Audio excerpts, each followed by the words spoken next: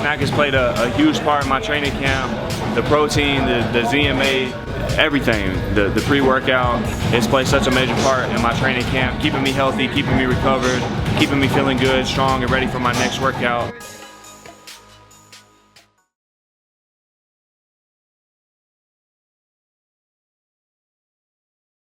How was growing up as your dad's son and having to deal with that? Because I know I've read stories that your dad would drive you to school like in a big old semi truck, which as a kid I think that'd be like the coolest freaking thing in the world. But how was all that? Yeah, juggernaut, huge truck, like 18-wheeler or something like that. And then, I had a bunk bed and a TV and a refrigerator and everything in it. And yeah, he used to pick me up and take me to school and drop me off, and it was crazy. Looking back at it now, I was like, wow, like yeah, we were really doing that, like, because I don't know anybody that's since then or before then that ever did anything like that. So that really was a crazy thing to do. But the craziest thing is that I thought it was normal when I was doing it, when I was jumping out of the truck and bringing my girlfriends in and my boys, and we'd sneak in there at nighttime and do all this crazy stuff. That was just like, oh, this is normal. I didn't think anything of it. But now looking back, I was like, wow, what the hell were we doing? Like that's some crazy stuff right there. Did you ever take it out in a crazy spin?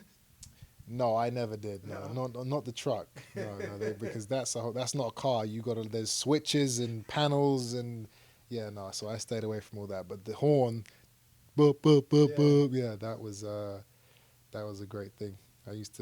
My dad used to drive it along the beachfront, the seafront, where we grew up.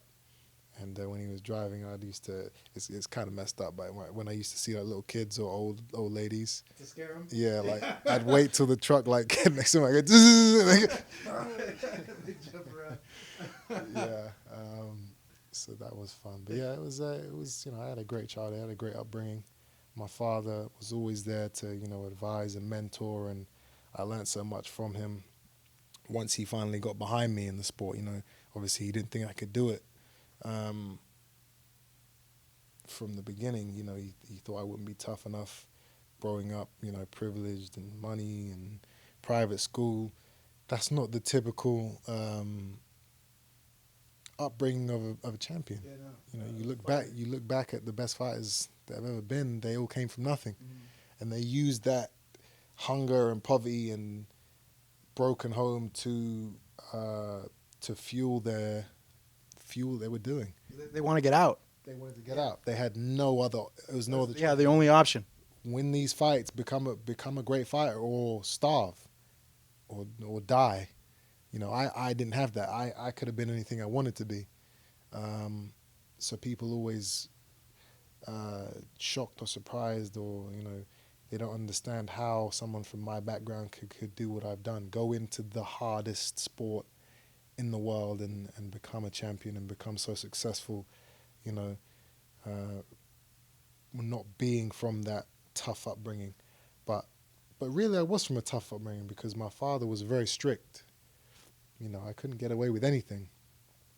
And I did have that street life side to me as well. It wasn't just private school and dinners and tea and crumpets. It wasn't that. I was out in those streets. So I guess that's where I got my edge from.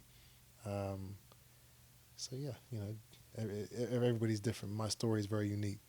Yo, you.